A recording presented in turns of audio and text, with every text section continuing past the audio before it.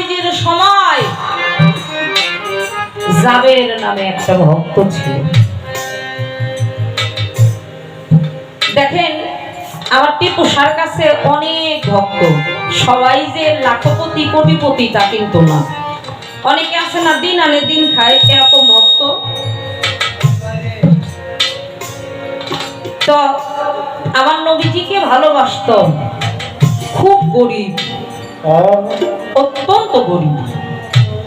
দুইটা ছেলে, স্বামী এবং স্ত্রী, এই হলো পরিবার।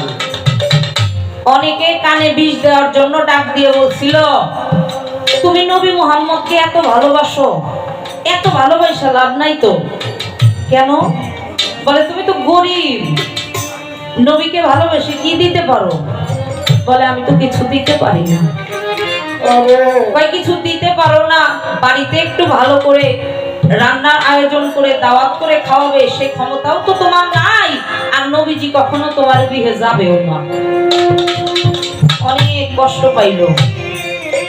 হঠাৎ করে আমার হুজুর পাক সামনে দিয়ে হেঁটে যায়, কাছে গিয়ে জোর হাত করে দাঁড়িয়ে মাথাটা নিচু করে চোখের পানি টলমল করে আমার নবীজি ডাক দিয়ে বলে, কিছু বলতে চাও? নির্ভয়ে বলো। ডাক দিয়ে বলেছিল, হুজুর আপনি তো জানেন আমি অত্যন্ত গরিব, অসহায়, নিরীহ। তবে হুজুর বিশ্বাস করেন, তিল পরিমাণ সন্দেহ আপনি করবেন না। আমি আপনাকে আমার মন প্রাণ হৃদয় সবকিছু উজাড় করেই ভালোবাসি। আপনি যদি এখন বলেন আমি এখন আত্মহত্যাও করতে পারি, কিন্তু ওরা না বলে আমি আপনাকে ভালোবাসতে পারি নাই, কিছু দিতে পারি নাই। কিছু দিলে নাকি আপনাকে ভালোবাসা হয়? হুজুর আমার তো নাই কিছু, আমি কি দেব? আমার বলতে তো কিছু নাই। ওরা ডাক দিয়ে কয়, তুই গরিব, তোর বাড়িতে কখনো নবীজি যাবে না। আমার প্রিয় নবীজি ডাক দিয়ে বলেছিল, তুমি ওদের কথা কান দিও না, আমি যাব তোমার বাড়িতে, আমি যাব। মনের আনন্দে বাড়িতে এসে ঘরের স্ত্রীকে ডাক দিয়ে বলেছিল, শোনো গো, আমার দয়াল আসবে আমার গৃহে। কোন ভক্ত যদি কোন গুরুর গৃহে যায়, এসে আনন্দ ক্ষণ সে ভক্তের জন্য আর কিছু হয় না। দয়াল গুরু যত সময় ভক্তের কাছে থাকে ওইটাই তার জন্য ঈদ। ডাক দিয়ে বলে, গুরু তো আসবে, দয়াল তো আসবে, কি দিয়ে তাকে সেবা দেই? স্ত্রী ডাক দিয়ে বলেছিল, আপনি চিন্তা করেন কেন?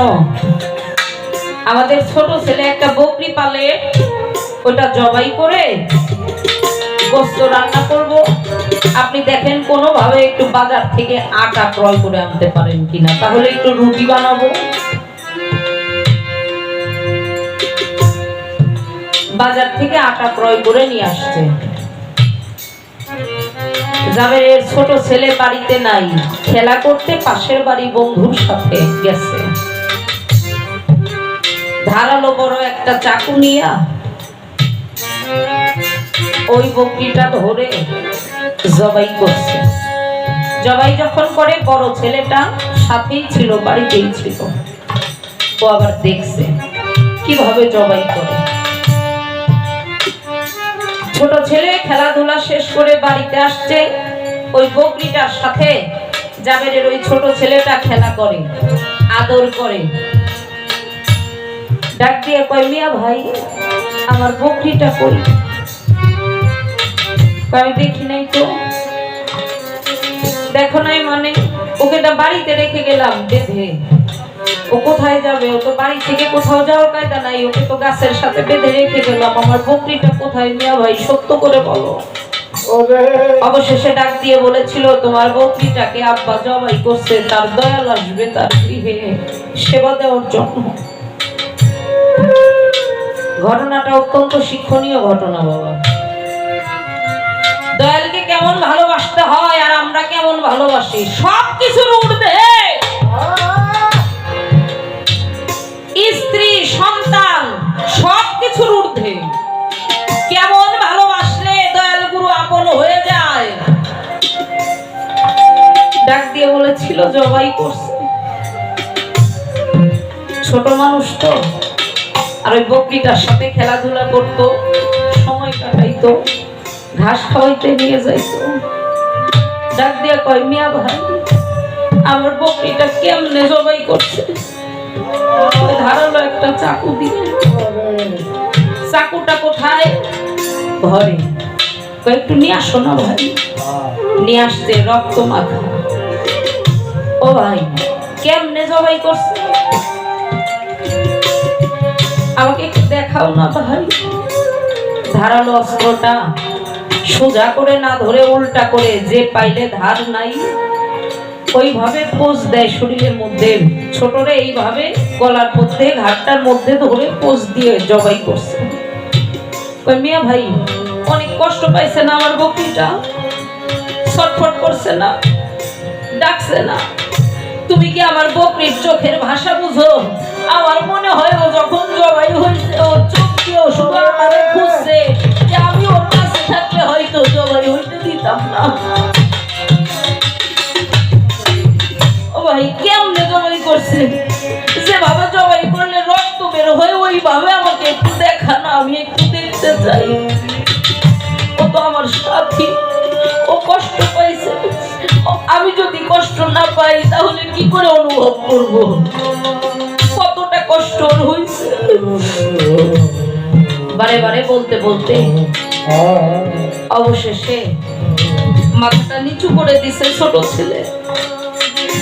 আর জাবেরের বড় সন্তান ওই ধারালো চাকুর যে পাশে ধারালো ধার গাড়টার মধ্যে ধরে এমন ভাবে একটা পোজ দিছে আবেগে পড়ে, সাথে সাথে ছোটজন মারা গেছে।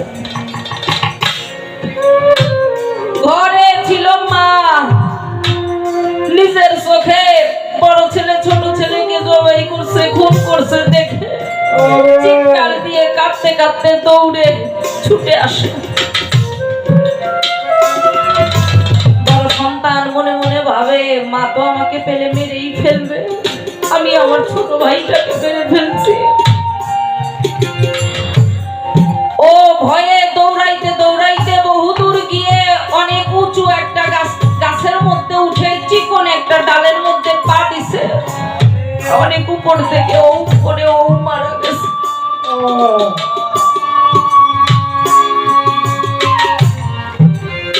মা কাঁদে, এখন আমাকে মা বলে কে ডাকবে?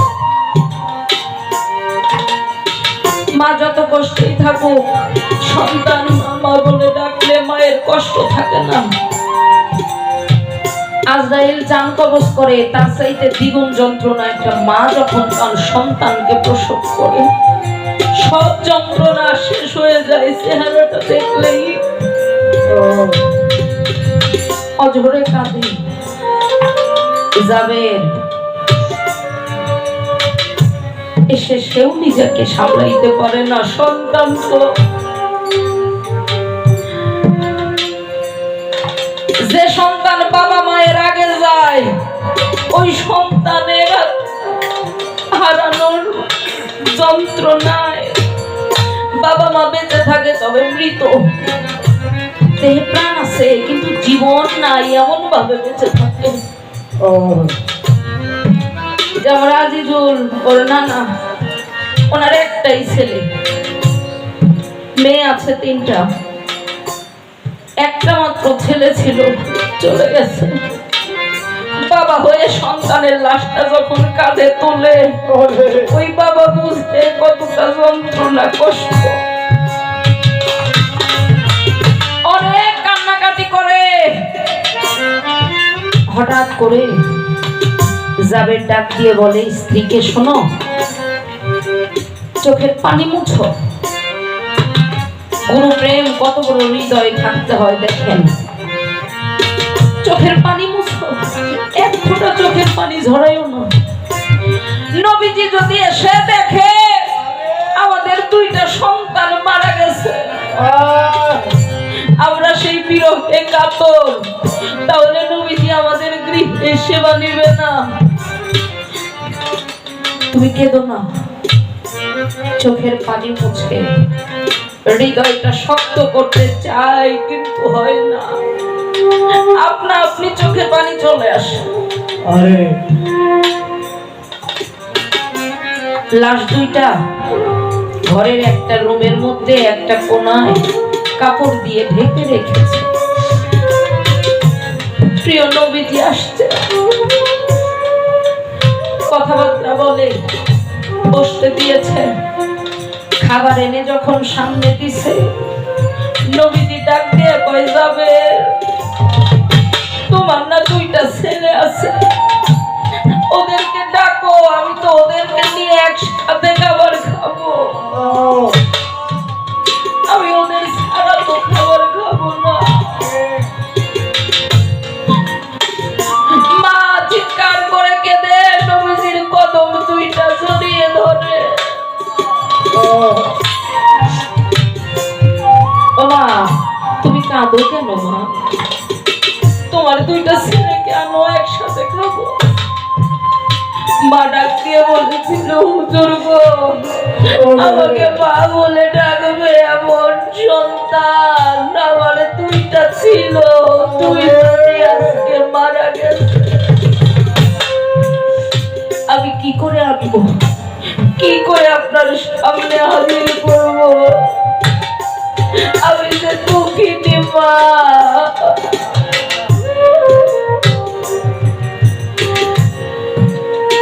আল্লাহ পাক জিব্রাইলকে পাঠিয়ে দিল, তুমি গিয়ে বলো আমার দোস্ত যেন জাবেরের দুইটা সন্তান ব্যতীত খাবার না খায়।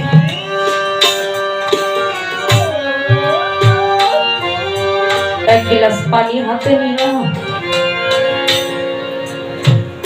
পানি ছিটিয়ে শরীরের মধ্যে দিল। দুইজন জিন্দা হয়ে একসাথে খাবার খাইল নবীজির সাথে। কত বড় প্রেম! সন্তান চলে গেছে, এরপরেও দয়াল যেন গৃহ থেকে চলে না যায়, সেবা না করে, এই জন্য বুকে পাথর চাপা রাখে। এর নাম গুরু প্রেম। বাবা বলতো পাহাড় সমতুল্য হৃদয় থাকতে হয় গুরুকে ভালোবাসতে গেলে। নাই আমার মধ্যে। কত আদেশ জীবনে অবমাননা করলাম। করবি যদি ভালোবাসা, দেহ বাসা লও সাজাইয়া। শ্যামলা কচি প্রিয়া, আমার শ্যামলা কচি প্রিয়া। আলমগীর ভাই, গুরুর জায়গায় দ্বিতীয় কাউকে বসানো যায় না, কাউকে বসানো যায় না। মা মারা গেছে, গর্ভে মেয়ে সন্তান থাকলে মামা বলে ডাকা যাবে। বাবা মারা গেছে, পুত্র সন্তান থাকলে বাবা বলে ডাকা যাবে। কারণ গুরু যদি একবার সর্ব চোখের আড়াল হয়ে যায়, পৃথিবীতে এমন কোনো মানুষ নাই যাকে ডাক দিয়ে বলা যায় তোমাকে আমার দয়ালের মতো দেখা যায়, আমার তফিলচাঁদের মতো দেখা যায়। দ্বিতীয় এমন কোনো মানুষ নাই।